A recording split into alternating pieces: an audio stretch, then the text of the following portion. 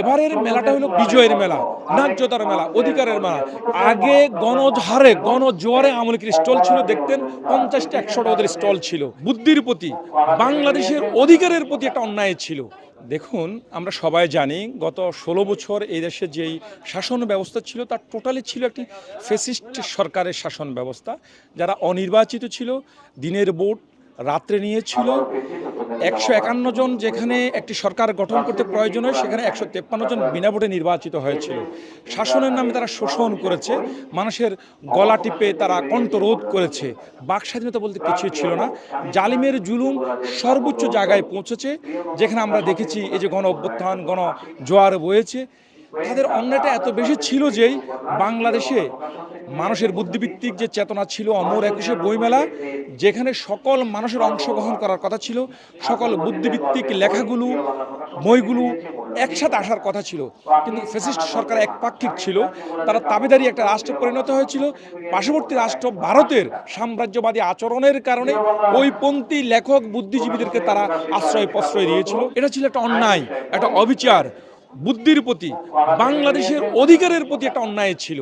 কই, এবার তো কোনো বুদ্ধিভিত্তিক প্রকাশনীকে বন্ধ করা হচ্ছে না। সবাই আবেদন করেছে, ন্যায্যতার ভিত্তিতে সবাই পেয়েছে। এর ভিতর দিয়ে আমাদের এতদিন অধিকার ছিল, সে অধিকারগুলো বঞ্চিত হয়েছে। আমরা এবারে স্বাভাবিক গতিতে আমরা স্টল পেয়েছি, আমরা আসতেছি।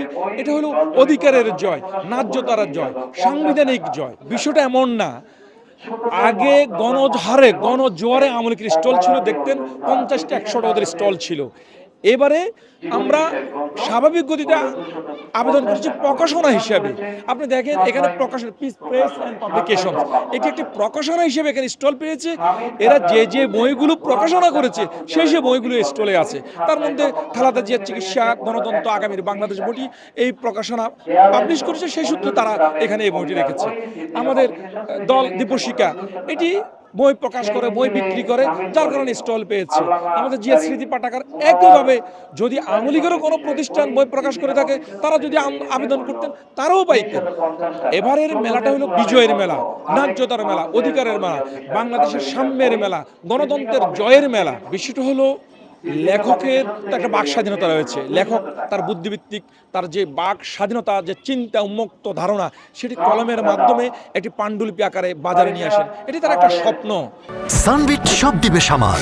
সানবিট ম্যাজিক প্রেস, ডিশওয়াশিং এর মাথা ঘোরানো সলিউশন।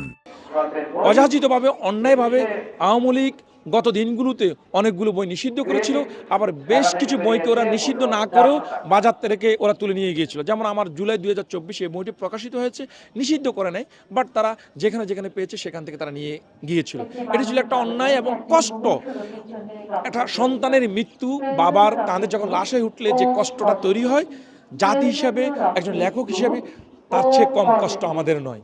তবে এটা ক্লিয়ার করে বলতে চাই, একজন লেখক হিসেবে আমাদের মুক্ত চিন্তাটা যাতে এমন না হয় অন্যের অধিকারকে নষ্ট করে। যদি এমন হয়ে থাকে, শেষ ধরনের বই বাজারে না আসাটাই শ্রেয়।